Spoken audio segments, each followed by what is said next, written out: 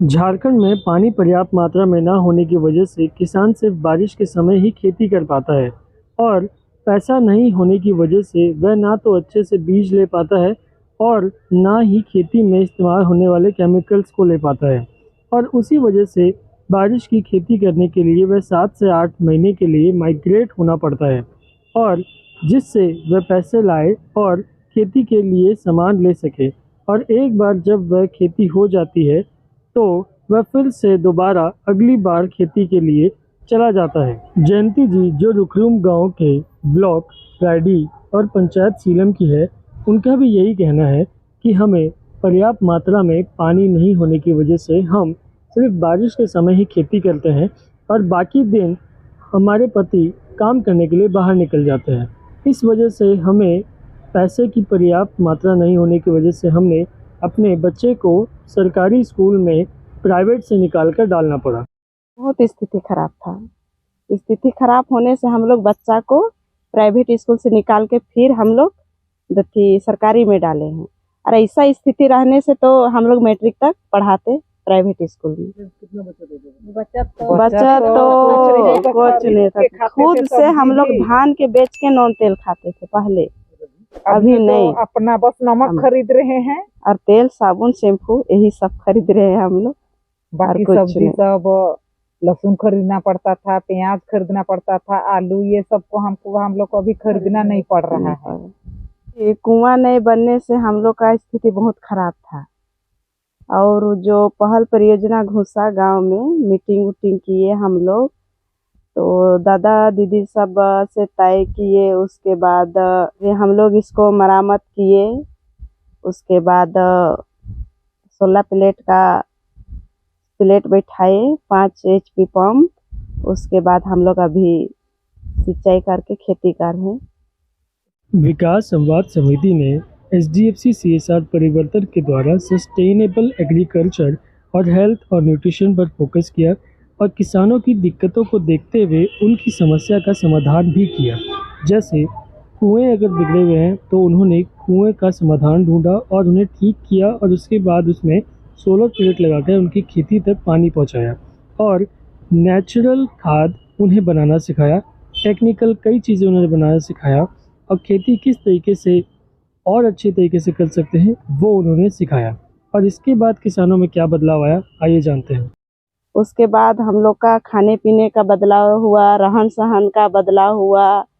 फिर मेरे बच्चा के लिए 10 रुपया का दिक्कत हो रहा था, लेकिन अभी 10 रुपया का भी दिक्कत नहीं हो रहा है।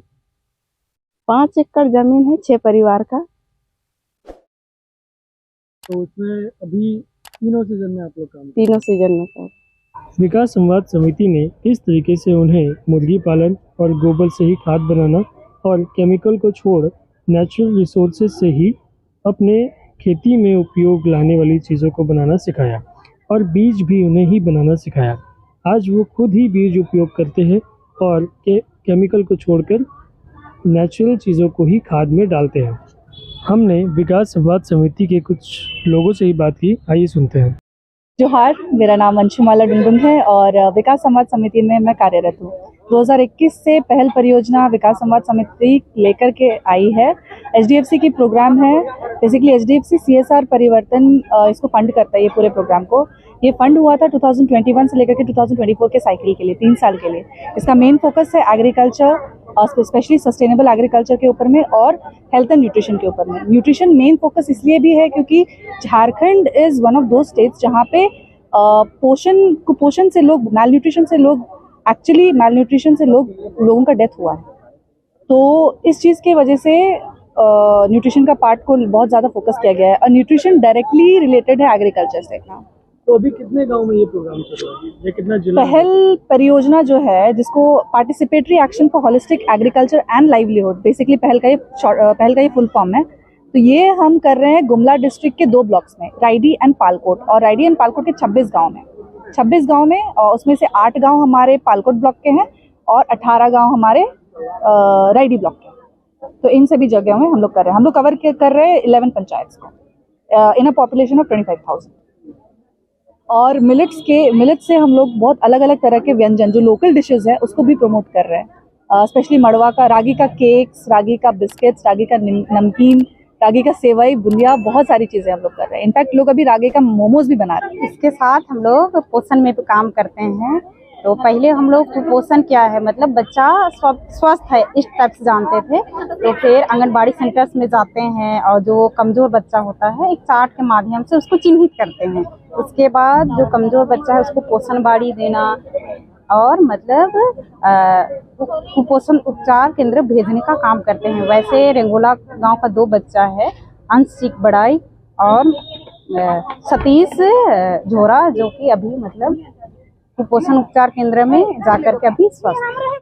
और इसी को लेकर किसानों ने विकास संवाद समिति के अंतर्गत कुमला में एक किसान मेला का आयोजन किया, जो 21 से 22 फरवरी तक था।